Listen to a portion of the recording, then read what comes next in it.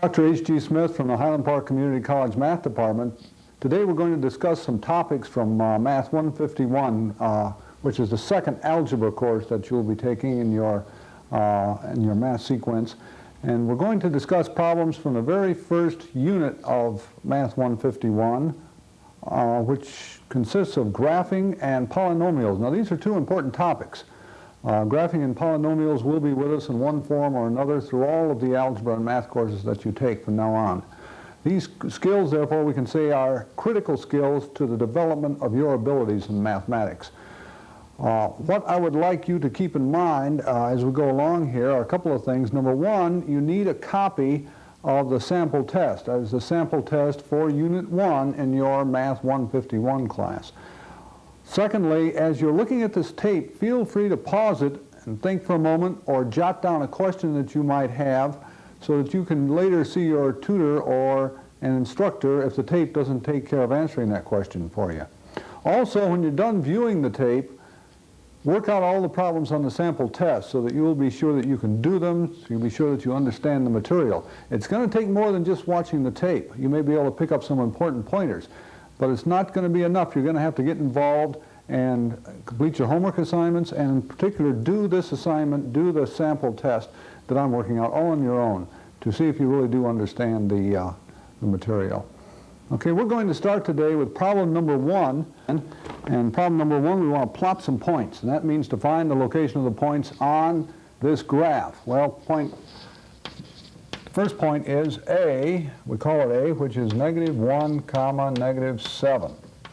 Now what does this mean? It means to set up an x-axis, which is always the horizontal axis, and set up a y-axis, which is always the vertical axis, and use the grid that's created by doing that and by having equally spaced lines both to the right and left of the origin point, which is the point where the lines cross, as well as above and below that point. This creates the whole graphic situation for us.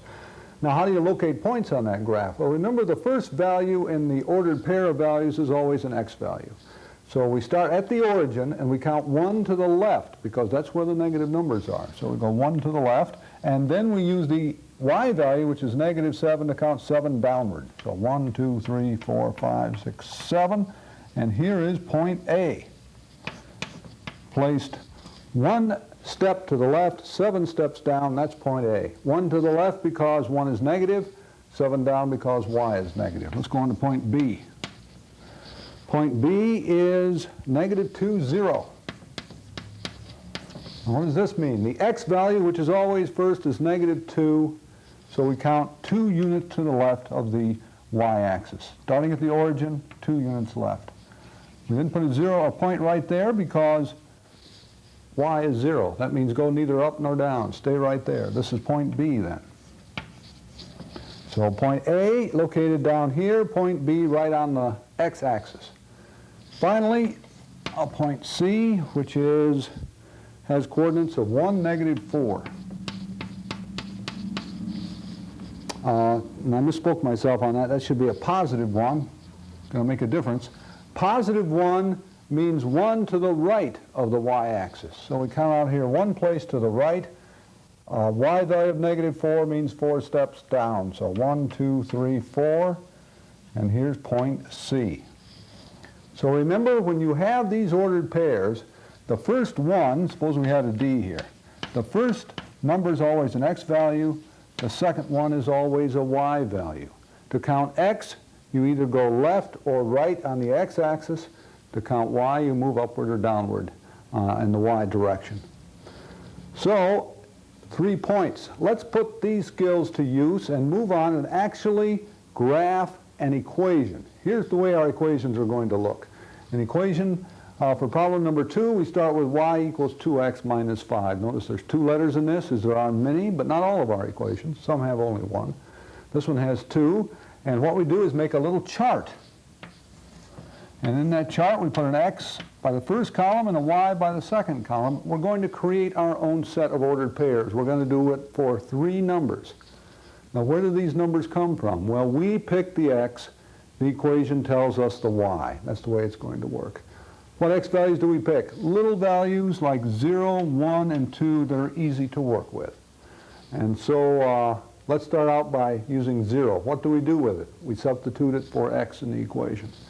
So we have an equation that says y equals 2 times 0 minus 5.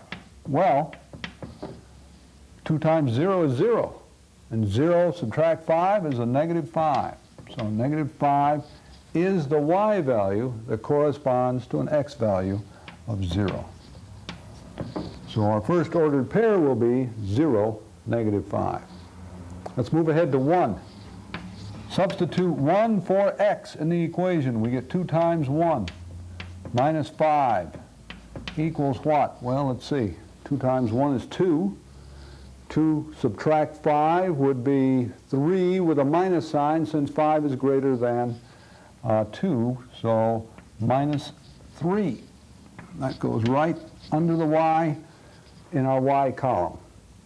Finally, let's substitute 2 in for x in that equation. See what y gives us for 2. Y equals 2 times 2 minus 5. Well, this is easier yet. 2 times 2 is 4. Minus 5 is going to give us a negative 1. So let's put negative 1 into our chart.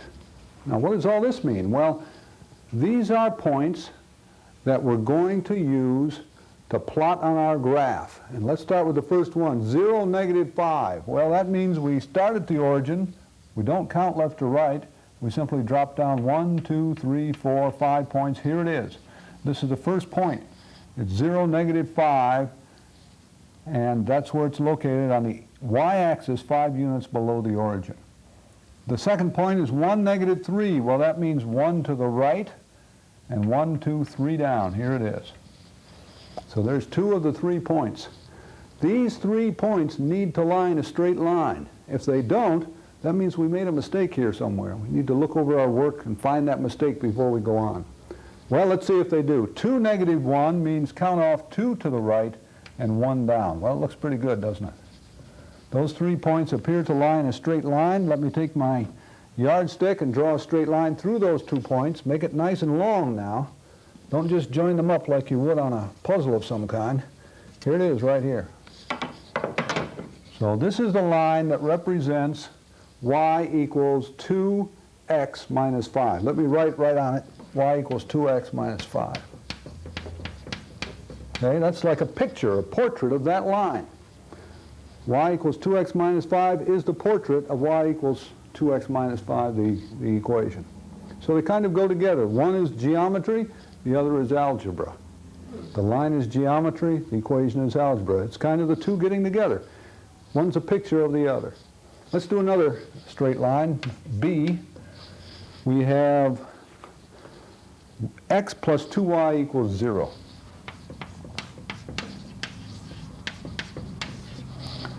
Well, in this one, if we solve for y, which we're going to have to solve for one of the 2 letters, we usually solve for y, we start by moving x to the other side of the equation, and we get 2y equals negative x.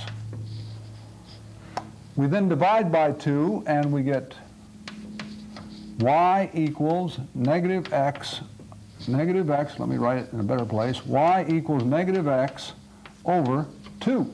That's the equation. So it's negative x divided by 2. Let's make a chart. X on one side, y on the other. Now let's be careful here. Whatever we pick for x, we're going to have to divide by 2. So 0 is fine. Let's not choose 1 because we don't want to get 1/2. It's going to be easier to have whole numbers to work with. Let's choose 0, 2, and 4. These are even numbers. Even numbers can be divided by 2, and that's what we want to be able to do here. Well, if x is 0, imagine what we get. We get 0. Y equals 0. Negative 0 is the same as 0 over 2. That's just 0. So I'm saying if x is 0, so is y. This line goes right through the origin because 0, 0 happens to be the coordinates of the origin. Okay, let's substitute 2 in there. Y equals negative 2 over 2. Well, that looks like negative 1 to me. So we put negative 1 into our chart, to our little table. So we substitute the x values we've chosen into the equation, and the equation gives us the y values. Here's another one. Substitute in 4 for x. Divide by 2, we get -2. So the arithmetic is pretty simple, but we need to understand where these numbers are coming from and what the answers mean. That's the important thing for us. Okay, we have 3 ordered pairs, 0, 0, 2, -1, 4, -2. Here's 0, 0 right here at the origin. There's already a point there. 2, -1 means 2 to the right and 1 down, and we already have a point from the other line there, so we'll have to use it for the new line. 4, -2 means 1, 2, 3, 4 to the right and down 2. Okay, if x is positive, we move to the right. If y is negative, we move downward. So let's draw a straight line through these 3 points. It's going to cross the other line. And here it is. Remember, make it nice and long. There's the straight line for the equation x plus 2y equals 0.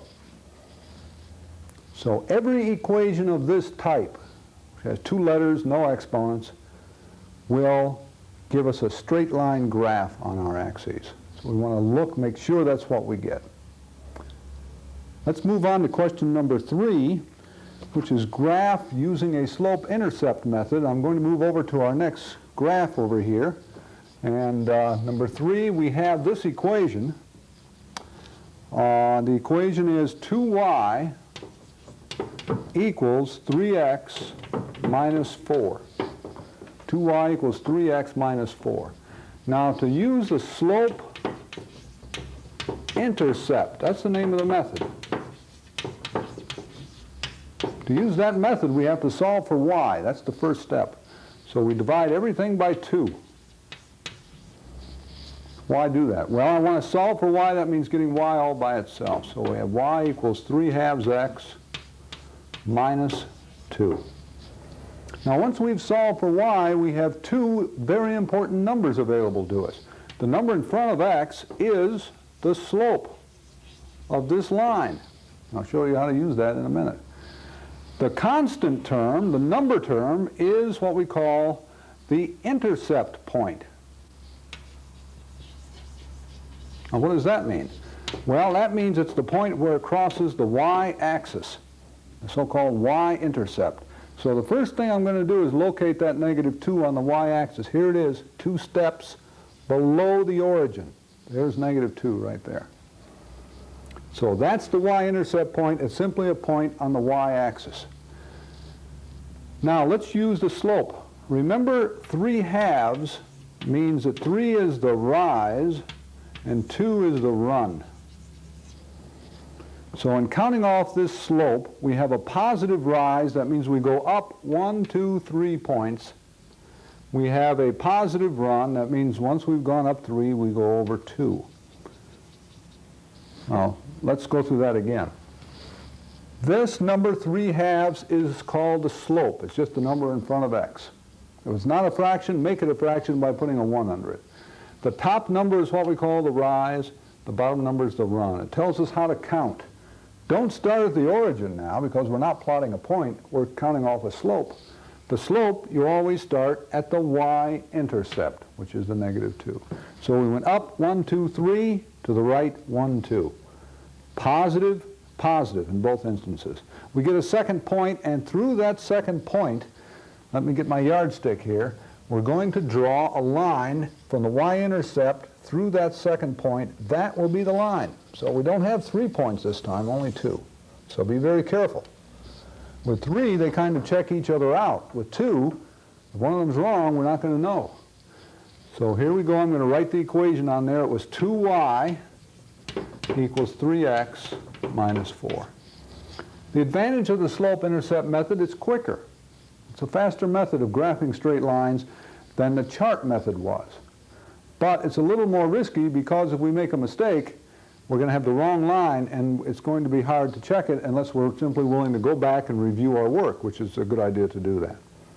So slope-intercept method, the chart method, plotting points, graphing straight lines. That's what these first 3 questions are about. There's very important skills in graphing. Okay, in a minute I'm going to come back and we'll go ahead and work problem number 4. All right, our next problem is going to be problem number 4. We're going to move away from graphing now and get into problems of evaluating equations. And to do that, well, let's take a look and see. In problem number 4, we have an equation that's x squared plus 2x minus 7. And we want to evaluate this for x equals 3. Now, what does this mean? Well, it literally means we want to take this equation with the letter x in it and substitute 3 in everywhere there's an x and figure out just exactly what the number is that we will get by doing that. So instead of x squared, we're going to have 3 squared. Instead of 2x, we're going to have 2 times 3. And minus 7 equals whatever it is. Well, let's see. 3 squared, we know what that is. 3 times 3, that's 9. 2 times 3, we know what that is. That's 6. And then minus 7. Now notice there's an order here. Do the powers first. Take care of the exponents first of all. Do your multiplying and dividing second. Then come back and do adding and subtracting. The exception to this is where there's parentheses. Should there be a parenthesis involved, do what's inside the parenthesis first, and then come back and do these other things. Powers, and then multiplying, dividing, then adding and subtracting. So we're ready to add and subtract. 9 plus 6 is 15, minus 7 is 8, and that is it. So what happens when x is 3? Well, the polynomial, the trinomial, because it has 3 terms, boils down to the number 8. So if x is 3, the polynomial's value is 8. Let's go ahead with number 5. 5 has 2 letters in it, and they are 5x squared minus 3xy plus y squared equals whatever. Well, we want to evaluate it for x equals 2 and y equals negative 1. So we want to put 2 in everywhere there's an x, negative 1 everywhere there's a y. So in doing that, we're going to have 5 times 2 squared. Well, let's see. Let's do this with a parenthesis. 2 squared. Minus 3 times 2, let's use a parenthesis, times a negative 1. So we put 2 in for x. We put negative 1 in for that y. Then y squared would be negative 1, use a parenthesis now, square. Good idea whenever you have a negative number to put that negative number inside a parenthesis. Also, parentheses can be used when you have a positive number and you want to multiply it or raise it to a power. That can be helpful in that case too. So, using the powers first, we have 5 times 2 squared is going to be 4. Let's do the powers first. Save everything else for a second. Just rewrite this part. Negative 1 squared is going to be 1. Why is that? Because negative 1 times negative 1, that's the product of 2 negatives. That's going to be a positive 1. Let's go back now and do the multiplying. 5 times 4 is 20. Negative, let's think of this as negative 3. Negative 3 times 2 is negative 6. Negative 6 times negative 1 is positive 6. Another way to look at this, in this product there are 2 negatives. They're going to equal 1 positive. And the value is 6. Then plus 1. Finally, here we go. 20 plus 6 is 26, plus 1 is 27. So evaluating this polynomial right here, this trinomial in 2 variables, when x is 2 and y is negative 1, we get 27 for an answer. And this is what we mean by evaluate. They're substitution problems. And we evaluate polynomials, we come up with numbers. Okay, let's move on to number 6. Number 6 asks a simple question. And it is, what is the degree of this term? Well, what does degree have to do with? That's the question. What is degree? Degree has to do with exponents. If there's a single letter and a single exponent, that's the degree. So what's the degree? The degree is equal to 5. 5 is the degree of that term. It's simply the exponent on the term if there's a letter. Okay, number 7 asks us, what's the degree of negative 3xy squared? Well, Don't forget the exponent on x is a 1.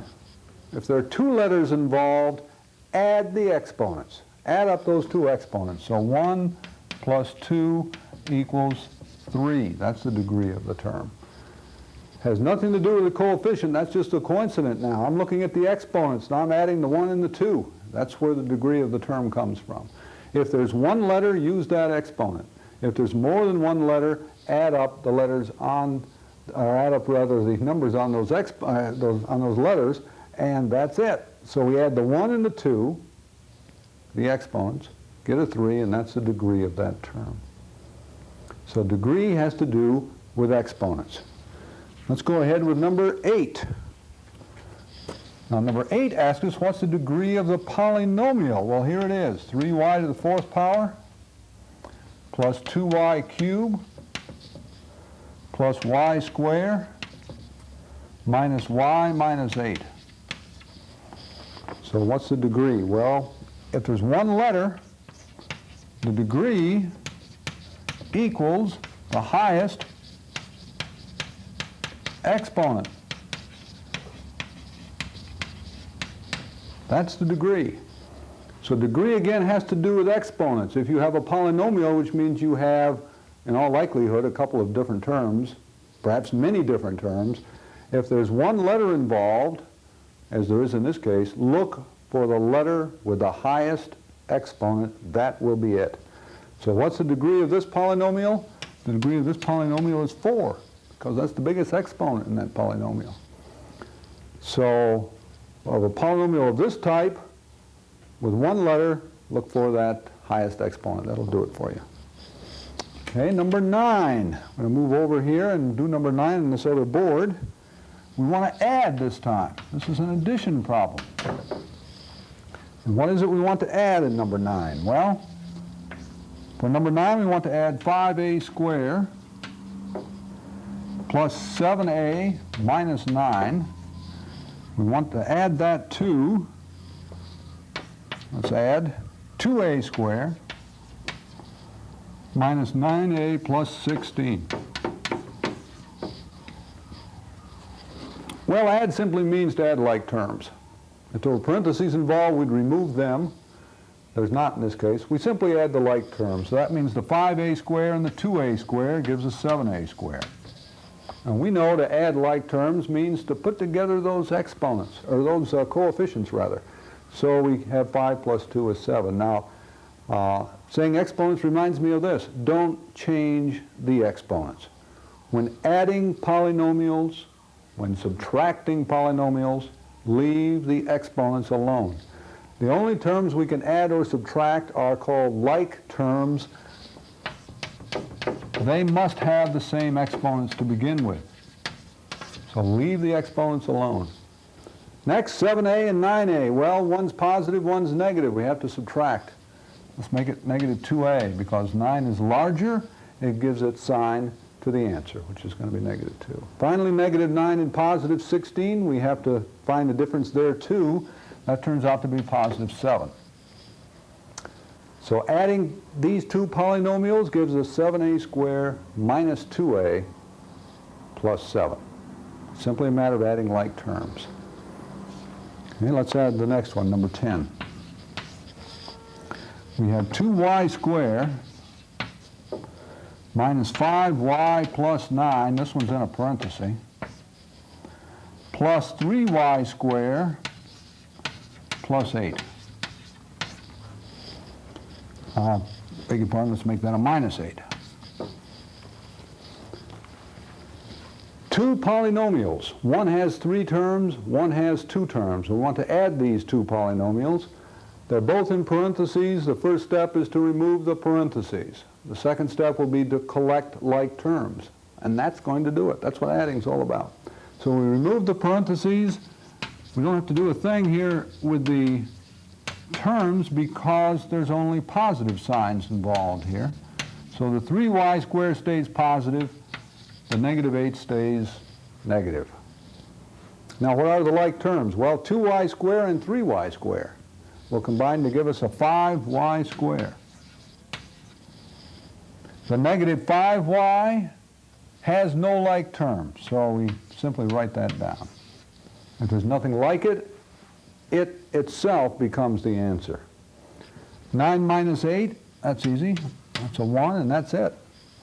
So 5y squared minus 5y plus 1 is the result of adding these two polynomials. Okay, I'll be back in just a few seconds. We'll start up with number 11 and go on from there. Okay, let's go on with the next group of problems under the heading of subtract. We want to subtract a couple of polynomials. So to subtract, number 11 is 4y squared, this is in parentheses, 4y squared minus 6y plus 7 minus y squared plus 9. So we're going to subtract these two polynomials.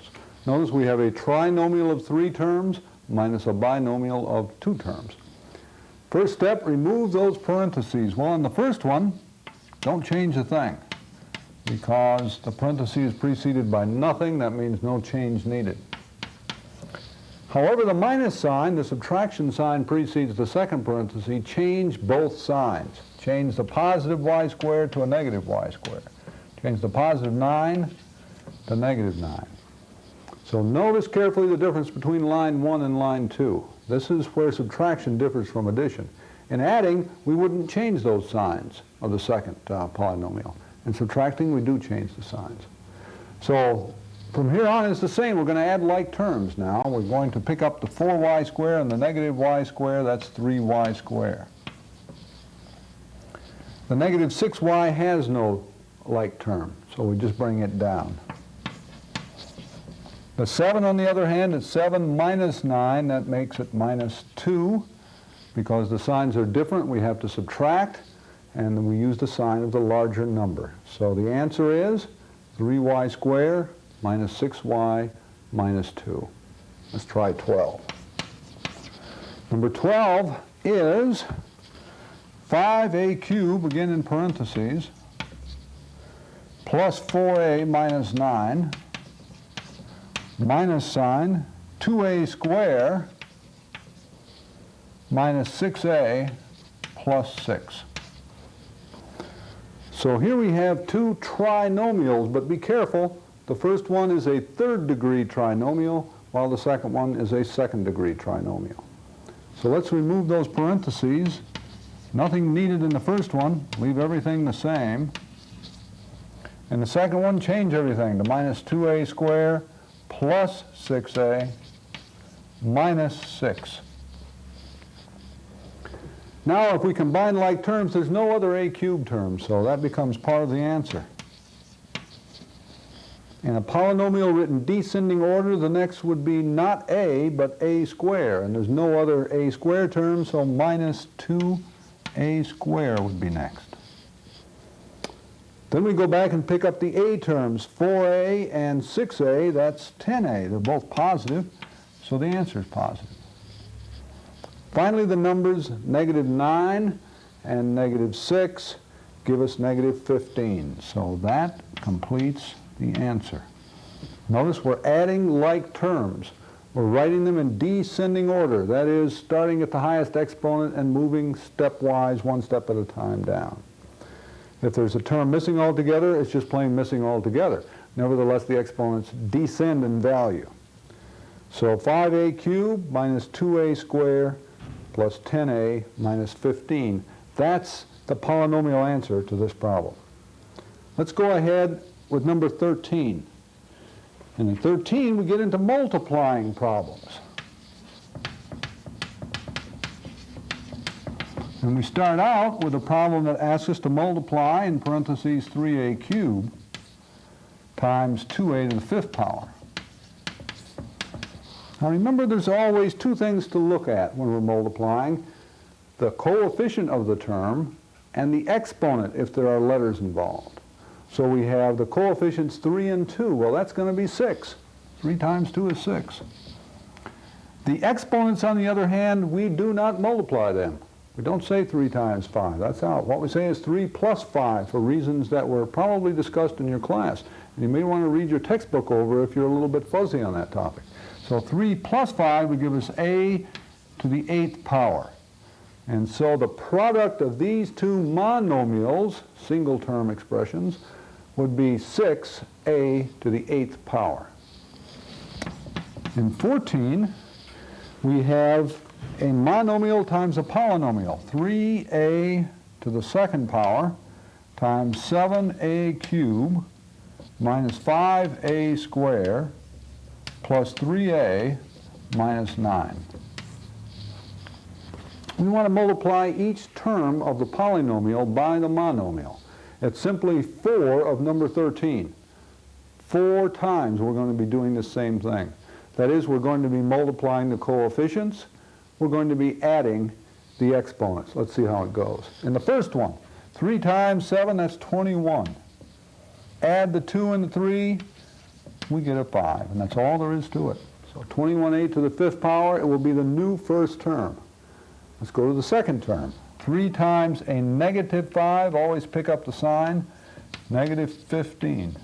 2 plus 2, a to the 4th power. So we're multiplying coefficients, we're adding exponents. Let's move to the next one. 3 times 3 is 9. 2 plus, don't forget that's a 1. 2 plus 1 is 3. A to the 3rd power. So 9a to the 3rd power. Minus, because 3 times a negative, a positive times a negative is minus 27a to the 2nd power. Since there's no a term or no a part to the 9, we simply use the a part we started out with, which is a squared. So the answer to this problem is 21a to the 5th power minus 15a to the 4th power.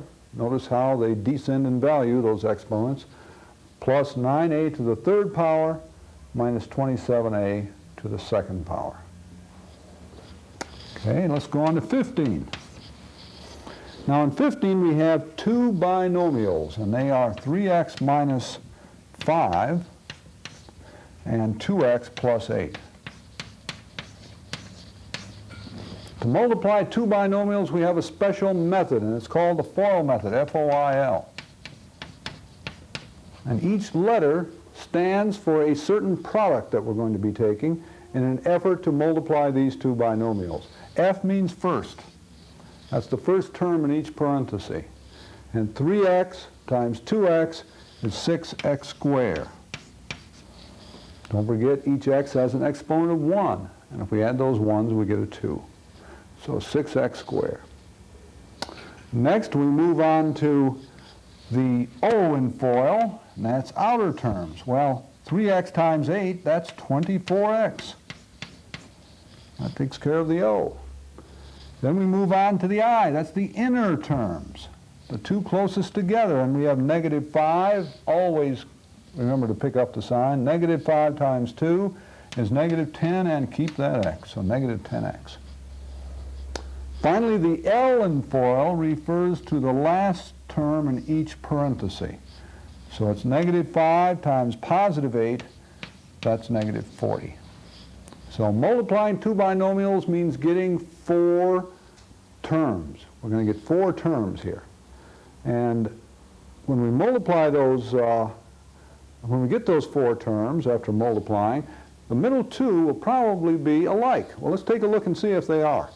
Indeed they are. So we should combine those and get 24 minus 10 is going to be 14x. So this is the answer.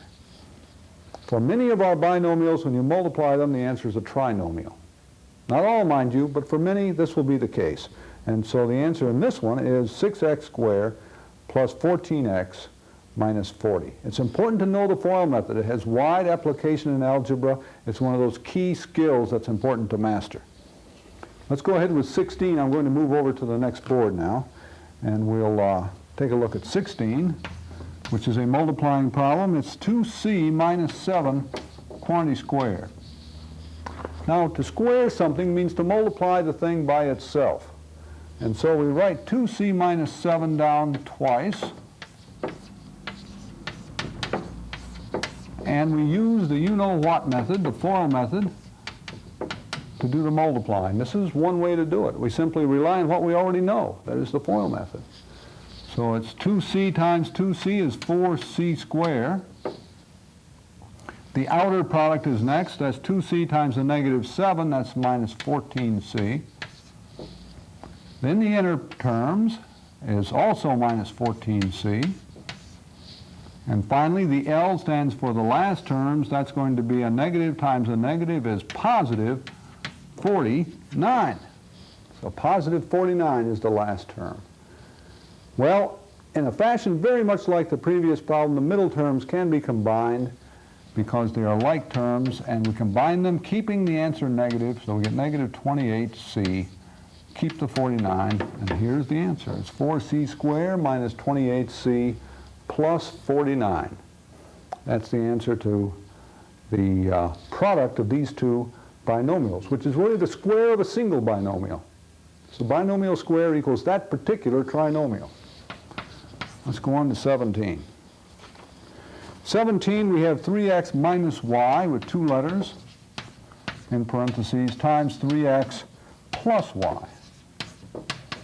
Well, again, two binomials, the FOIL method, you see why it's so important, because it's so widely used. So we use the FOIL method again to find the product of these two binomials. And that means we start with the first term in each parenthesis, and we get 9x squared. Then we go to the outer product, and that's going to be positive 3xy. We keep the letters in alphabetical order. So x comes before y. Middle term, negative times a positive is a negative 3xy. Again, keep the letters in alphabetical order, keep the coefficients first, and put the sign in front of them all.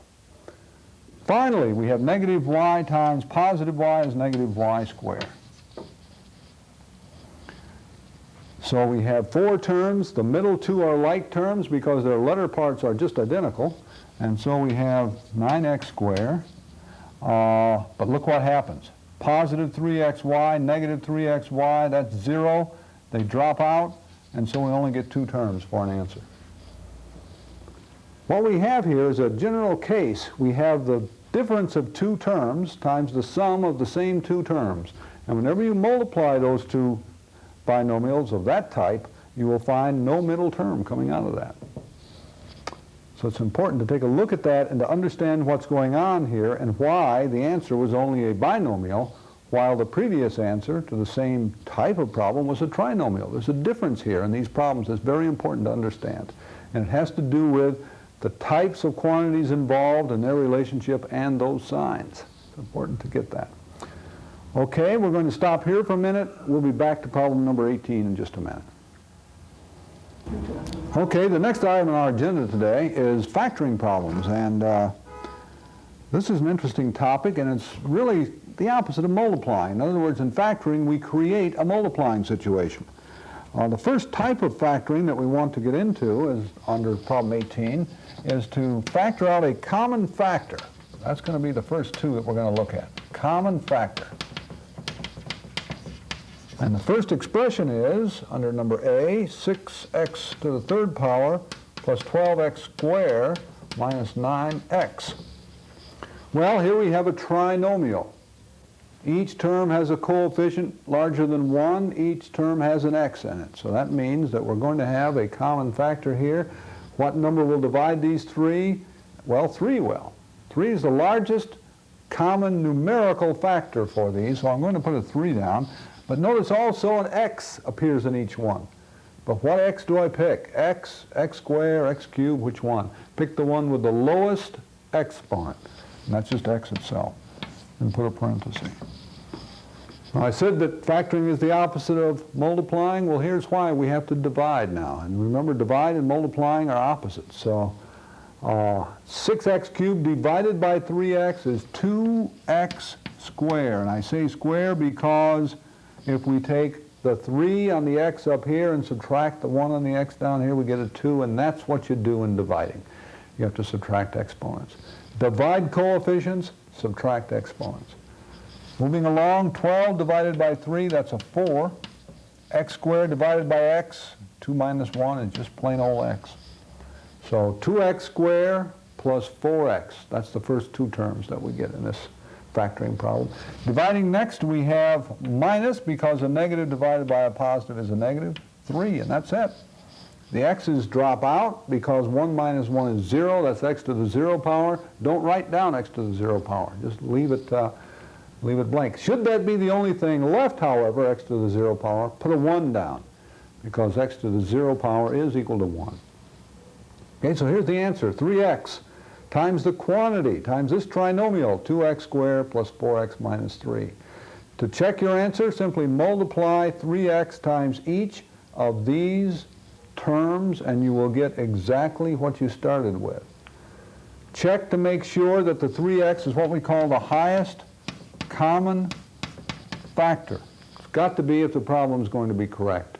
Sometimes several numbers will divide each term. Pick the highest common factor in order to do your common factoring. In 18b, we've got an interesting problem. We've got 2a cubed, or a square rather, b cubed, two different exponents, minus 6ab squared. So 2 letters in these. What's the common factor? Well, let's take a look. We can divide each number by 2, and 2 is going to be the largest because it's the largest, it's the actual coefficient for the first term, so it's going to be the largest factor. Anything larger we couldn't divide into 2 at all. There's an a in each term, and a to the first power is the lowest exponent. There's a b in each term, and be careful here, b squared is the lowest exponent. So that gives us our common factor, and that's what we're looking for in these. So the common factor is 2ab squared. We want to divide each of these by that. So in the first one, the 2's cancel. We get a and b. We're subtracting exponents now. 2 minus the 1, that's usually not written, is 1. That's a. b cubed, 3 minus 2 is going to be 1. All right, next, 6 divided by 2 is 3, but negative divided by positive is negative, so it's negative 3. The a's cancel, and the b's cancel, so it's going to be just plain old 3. That's it. Is this really it? Well, let's see. 2ab squared times ab will be 2a squared b cubed when we add back in the exponents.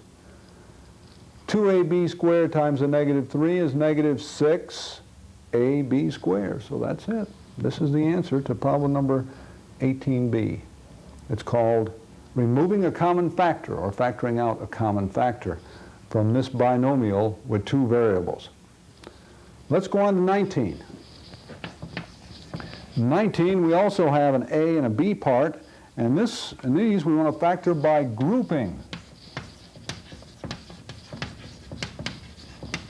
In factoring by grouping, we're going to have ax minus ay plus 2x minus 2y. Well, this is interesting. In grouping, we group the 4 terms into groups of 2. We take a look at the first 2, and we take a look at the second 2. What's the common factor in the first 2 is the question, and it's a, isn't it? There's an a in each of these. So we factor out that a. We get a times x minus y. Let's take the a and put it in front of those 2. What's the common factor in the second 2, if there is one? Well, it's a 2. So we take the 2 out, and we get 2 times x minus y. So this is the first step in factoring by grouping. We group the problem into groups of polynomials, and then we take a common factor out of each group.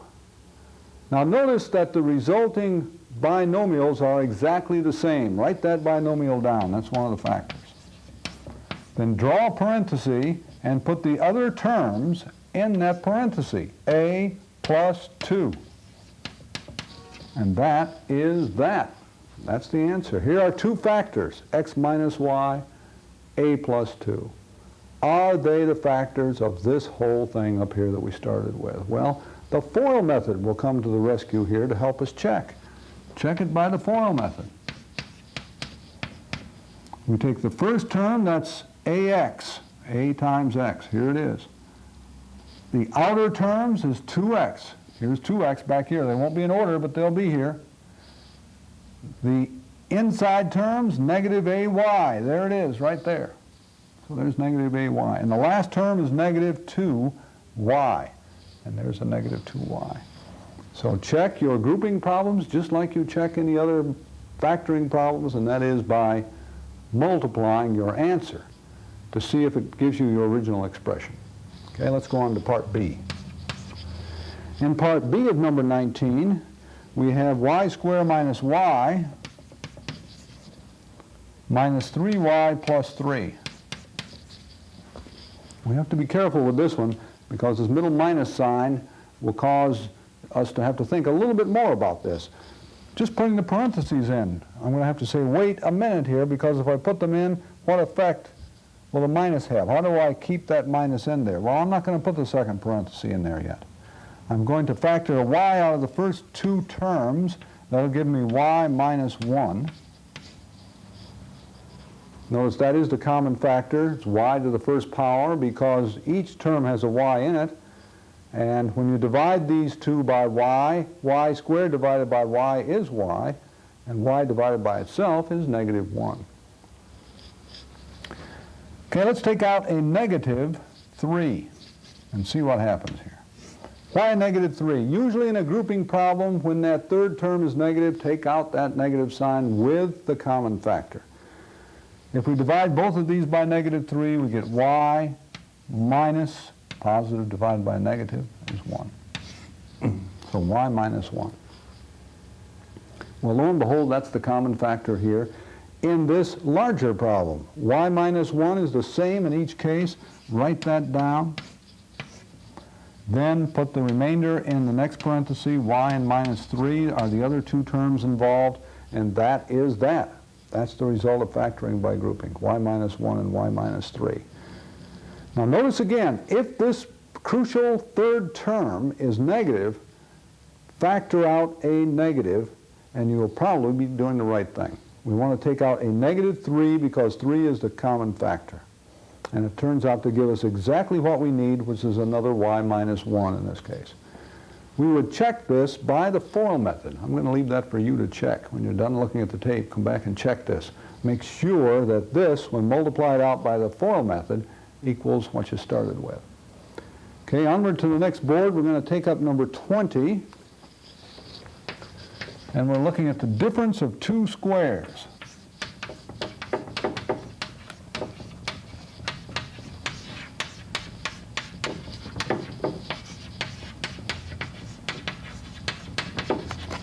The difference of two squares, we start with a, which is x squared minus 36. Both of these are perfect squares. Both x squared and 36 have a square root. The square root of x squared is x, the square root of 36 is 6. And by having a square root, I mean they have a whole quantity square root. Otherwise, we'd have to go to a table or a calculator to find it, especially, for instance, if this was 35. 35 also has a square root, but it's a long decimal number. It's not a nice whole number like 36 has. So how do we factor these? Well, this is the difference of two squares. We put down two parentheses. In the first place in each parenthesis, we break down the x squared into x and x. In the second place, we break down the 36 to 6, its square roots in 6. The signs are different because 36 is negative. In order to get it, we're going to have to multiply numbers with different signs. So it's positive 6 times negative 6. The FOIL method tells us what? X times x is x squared. And then we would get negative 6x from the outer term and positive 6x from the middle terms or the inner terms. That would be 0. So you see there's no middle term in this one. And finally, the last term is 6 times negative 6. That's the negative 36, and so that checks out. So to factor the difference of two squares means simply locating those square roots and putting them into parentheses in this fashion, and then checking your answer with the FOIL method. Let's go on to B. In B, we have 4a squared minus 25b squared. And that's going to equal, well, let's see, two parentheses again. The Square root of 4a squared is going to be 2a. So let's put 2a in each parenthesis. Let's break down 25b squared to 5b in each parenthesis. Since 25b squared is negative, one of these has to be positive, the other has to be negative. And it's that easy to factor the difference of two squares. If we know the square root of 4 and 25 and of a squared and b squared, we can do it. Now again, check this with the FOIL method. You see how important that FOIL method that we introduced a few problems back is, because we've got to be able to factor those expressions, but to factor we've got to be able to multiply and check the answer. The two go together like a hand and a glove. And in order to make sure we've got the right factoring answer, the only way to do it is to multiply those factors back and create the original expression. So it's important to know how to do that. C is a to the fourth minus 16b to the fourth. Higher powers involved here. And these higher powers are going to create a slightly longer problem, but it's done the same way as the others. Let's take a look. Two parentheses. Notice we've got squares separated by a minus sign. So this is the difference of two squares. And those squares separated by a minus sign will give us two parentheses with the square roots in them. What's the square root of a to the fourth power? A squared. What's the square root of 16b to the fourth? 4b squared. Since we have the minus, we have to have a plus and a minus, similar to the other problems. Or you could have the minus first and the plus second. Doesn't make any difference. The difference between this problem and B and A is we have something we can factor additionally over here. Not the a squared plus 4b squared. That can't be factored. It's the sum of two squares. That's what we call a prime expression. There are no factors for it that we will be studying. A squared minus 4b squared, however, can be factored. And so we should break that down again, and here's the way we do it. We write the a squared plus 4b squared down. Then we put two parentheses for a squared minus 4b squared. What's the square root of a squared? A and a. What's the square root of 4b squared? 2b and 2b. Plus, as in the others, and minus. So this is breaking it down as far as we can, factoring to completion or completely factoring this expression. How do you check it? Well, you use the FOIL method right here, starting out with a plus 2b and a minus 2b. I want you to keep this as an exercise to do. Check this out. See if a plus 2b times a minus 2b is not a squared minus 4b squared. Now once you get to that part, use the FOIL method again to find that a squared plus 4b squared times a squared minus 4b squared is actually a to the fourth power times 16b to the fourth power. Okay, I'll be back in just a minute. We'll take up with problem number 21. Okay, we're into factoring polynomials today, and I want to take a look at the continuation of the first set of problems on the unit sample test. And the problem that we're going to work next is problem number 21. And problem number 21 is the difference, or rather the sum of two cubes. That's a cubed plus 8. Now let's take a close look at this. It's obvious that a cubed is a cube because any letter with an exponent of 3 is going to be a cube. But how about that number 8? Well, 8 is a cube because 8 equals 2 times 2 times 2. That is, 8 is the product of three factors. 2 times 2 times 2 could be written 2 to the third power. So 8 is a perfect cube. It's the product of three factors that are alike. A cube is a perfect cube. To factor this, there's a basic formula, and to start that formula, we make a binomial of the cube roots, a plus 2. That's going to be the first of the two factors. And the second factor is going to be a longer trinomial. And it's going to be important that we use the elements in the first factor, the a and the 2, to compose that longer second factor. Well, let's take a look-see here. The first term in the trinomial is the square of the first term in the binomial. That is, it's a squared. That's it. It's just a times itself, or a squared. The second term is minus, and it's important to remember that minus, 2 times a. It's the product of the two terms in the binomial. So 2a is the second term in the trinomial. And the third term is just the square of the 2. So here we go. 2 squared is what? Is 4. So a basic formula now is that the factorization, the factors for the sum of 2 cubes is equal to the sum of the 2 cube roots times the square of one of those cube roots minus the product of the cube roots plus the square of the second one. Now, does this really work? Well, again, I want you to check this out on your own. Multiply a plus 2 times a squared minus 2a plus 4. A lot of terms will drop out. They've got to, because we want to wind up with only 2 terms. And those 2 terms are a cubed and 8. All right, let's go on to the second one. That was 20a. Let's go, or 21a. Let's do 21b. And 21b is c cubed minus 27. Well, this is the difference of 2 cubes. The difference of 2 cubes, we simply mean that we have 2 cubes, and here we have the cube of c and the cube of 3. 27 is 3 cubed. Why? Because as the case was 8, 27 is 3 times 3 times 3. It's the product of 3 factors, all of which are exactly the same. And 3 times 3 times 3 could be written as 3 to the 3rd power. Now that means that 27 is a perfect cube. Any quantity that's equal to something cubed is called a perfect cube. So similar factors, very similar, but some important differences too. The fact that the sum of 2 cubes and is factored one way means that the difference of 2 cubes will be factored slightly differently. It's the placement of the signs. In the first parenthesis is the difference of the 2 roots. C minus 3 is the first parenthesis in c cubed minus 27. Then the square of the first root, c squared, very similar to the previous one, plus, this time, not minus, plus 3c, which is simply the product of the 2 cube roots. And finally, plus 9. 9 being 3 times 3, or 3 squared.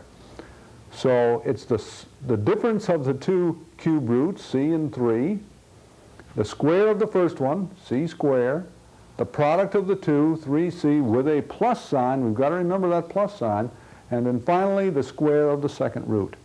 The check on this, which I'll again leave for you to do as an exercise after you're through looking at the tape, or you could pause the tape and do it right now, multiply these two. Notice again, a lot of terms drop out, and the answer turns out to be c cubed minus 27. That's the ultimate check for factoring problems. Do the factors that you just found actually have a product equal to what you started with? Okay, let's go on to number 22. Several parts to 22. Part A is a squared minus a minus 6. Now again, we're factoring here. We want to break this trinomial down into factors. And the first thing we look for is that common factor, which of course there is none here, because there's no coefficient in front of the a's, and there's no a after the 6. So there's no common factor in this one. That being the case, we put down 2 parentheses. And the 2 parentheses we will fill with those terms that we think will give us factors whose product will be a squared minus a minus 6. Let's break down a squared to begin with. A squared can be broken down into a and a. Now we skip back to the 6, and we want to break 6 down into 2 factors whose product is 6, but whose difference will be 1. So 6 times 1 probably wouldn't be a good idea here, because the difference there is 6 minus 1 would be 5. Let's try 3 and 2. 3 and 2. So this looks good so far, but what about the signs? How do the signs fit into the parentheses? Well, since 6 is negative, that tells us that the signs will be different. There'll be 2 different signs there. And where will they go, though? What will be plus and what will be minus? Since the middle term is negative in this problem, that gives us a hint that maybe the 3, which is the larger of the 2 numbers, should be negative, while the 2 should be positive. Well, I think that's going to work But as with all our factoring problems, the proof is in the pudding. We've got to check this out. And since we've got two binomials, let's check them using the you-know-what method, FOIL. FOIL method for two binomials.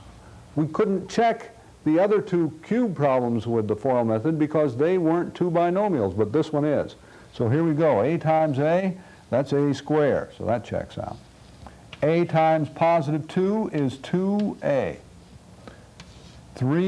Negative 3 times A is negative 3A, and if we combine these two, we will have, since their signs are different, a minus 1A, which we write just like that. And here it is.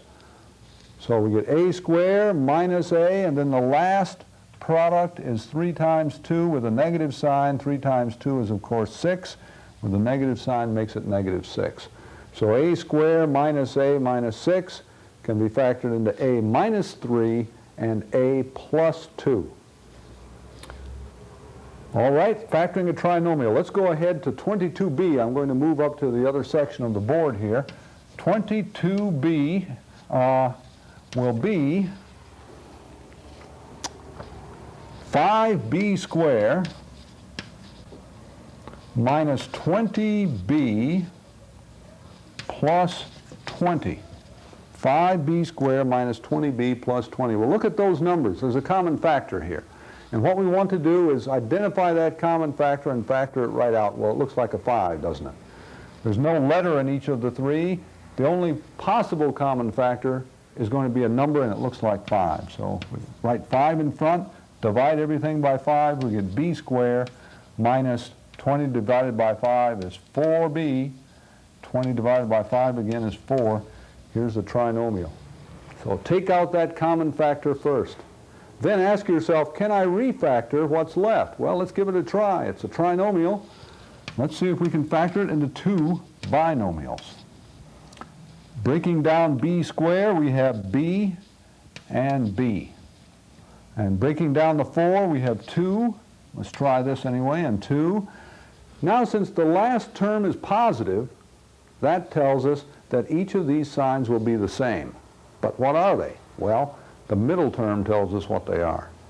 The last term tells us if they're the same or different. The middle term tells us if they're the same, what they are. They're both minus. Well, look at this. Two factors that are identical. That means that we should write this as 5 times the quantity b minus 2 squared. That's the way we write two binomials that are the same in a product. We write them as one of them squared. To check it, we simply check this part up here, which is the expression of b minus 2 squared, using the FOIL method. And as you can see, b times b is b squared. We get negative 2b in both the outer and the inner product. That adds up to negative 4b. And finally, negative 2 times negative 2 is positive 4, so that's it. Further check by multiplying back by 5, and you'll get 5b squared minus 20b, that's 5 times 4, plus 20. So that's it. It checks out, and this is the answer. Don't leave an intermediate step for your answer. To completely factor this situation, we need to take it down all the way to 5 times the quantity b minus 2 squared. Let's go on to 22c. 22c. And 22c is 6x squared plus 7x minus 3. Well, is there a common factor? Doesn't look like it, because there is no number that will divide 6, 7, and 3 except 1, which really doesn't count. So what we want to do then is go ahead and put our two parentheses in place and try to think of ways to break this down. Now, this is a little more difficult because we have a coefficient other than 1 in front of x squared. So we start off with guesswork right away, and it's either going to be 6x and x or 3x and 2x. Let's try 3x and 2x. Now, 3 isn't so bad. It's going to be 3 and 1, but the question is, where do we put the 3 and where do we put the 1? Well, if we think about it a moment, remember the FOIL method again. If we multiply 3x times this term back here, if it's a 3, that will give us a 9x, won't it? If we multiply 2x times the 1 that we would have to put here, that's 2x. And 9x minus 2x will be our 7x. So that's the way this problem is going to have to work. Now, where do the signs go? First of all, since 3 is negative, these signs will be different. They won't be the same. So that means one has to be positive, one negative. Let's make the 3 back here positive, because that will make the 9x positive, and make the 1 negative, that will make the 2x negative, and that will give us our positive 7x. Now once again, let me review what we just did. We broke 6x squared down into 3x and 2x. We broke the 3 down into 1 and 3. Does it work? Well, the FOIL method says 3x times 2x is 6x squared, so that's fine. Further, it says 3x times 3x is 9x, and negative 1 times 2x is negative 2x. That's 7x. So that's exactly what we need in the middle, a positive 7x. And lastly, the last part of the FOIL method is negative 1 times 3 is negative 3, which checks out with our negative 3 in the original problem. So take a good look at this. When the tape's finished, try this one on your own. See if you can break it down to these factors. And you might want to jot down this answer so you'll have it when you try it on your own a bit later. But it's important to be able to do problems like this. Okay, let's take a break for just a moment. We'll come right back and finish up the problems on sample test number 1. Okay, let's go ahead and finish up the problems on the sample test from Unit 1 of Intermediate Algebra. That's Math 151 here at Highland Park Community College. We want to continue with 22D. 22D is a factoring problem, and it is a square plus a plus 1/4. Kind of an interesting problem. Well, let's put 2 parentheses down. There's no common factor here that we need to deal with, but we do need to factor this trinomial as we factored some of our other trinomials. The difference is that fraction, we'll find that will take care of itself pretty well. Break that a squared down to a and a. Now 1/4, think of the 4. 4 is 2 times 2, so let's break 1/4 down to 1/2 and 1/2. Since the trinomial has a plus sign in each, by each term, that means that we can only have plus signs down here. This also means that these 2 binomials are exactly alike. And if they're exactly alike, we write them as one binomial with a square, with an exponent of 2. But is this it? Is this really equal to the original trinomial? Well, let's check it out using the FOIL method. A times a gives us a square. 1/2 a and 1/2 a. Well, if you have 2 halves of the same thing, that's equal to whatever the thing is, namely 1a. So that works out. So we get our 1a in the middle. 1/2 a and 1/2 a gives us a. 1/2 times 1/2 is 1/4 for the third term. And so everything checks out. That means that a plus 1/2, that quantity squared, is the answer to this problem. Kind of interesting, isn't it? Finally, wrapping it up, let's do 22E. 22E is a squared minus ab minus 2b squared. Well, we have 2 letters here. But the idea remains the same. We're trying to find a combination of binomials whose product will be this trinomial. And that combination of binomials will have to begin with a's. And we'll have to conclude with a 2b and a b. It's the only way to break down 2b squared. So let's try that. 2b and b. So we look at the third term, or the first term rather, we break that down into a and a. The third term we break it down to 2b and b, and then we go to the signs. Since the last sign is negative, that means these 2 signs must be different. One's a plus, one's a minus. Since the middle is minus in this type of equation where the first coefficient is 1, that means the bigger term has to be negative or minus, which means the other one has to be positive. So it's important to be able to read your trinomials. Get as much information out of them as you can. Do enough of them so you begin to see the patterns, because there's only a very limited number of patterns involved having to do with the placement of these signs and what that means in your parentheses down below. Let's check this answer with the FOIL method. A times A is A squared. Okay, that's fine. AB is the next product, and negative 2AB is the next one. Well, when we combine these two, we get, since the signs are different, we have to subtract, and it's 2 minus the unwritten 1, that's negative AB, which is exactly what we have in the middle of our trinomial. Then going on from there, we have negative 2b times b, and that's, of course, negative 2b squared.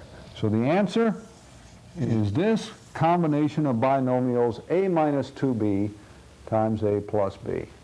And that wraps up our work for the Unit 1 sample test from Math 151, Intermediate Algebra. Be sure and work these problems out before you try to take the unit exam, and I wish you good luck on that examination.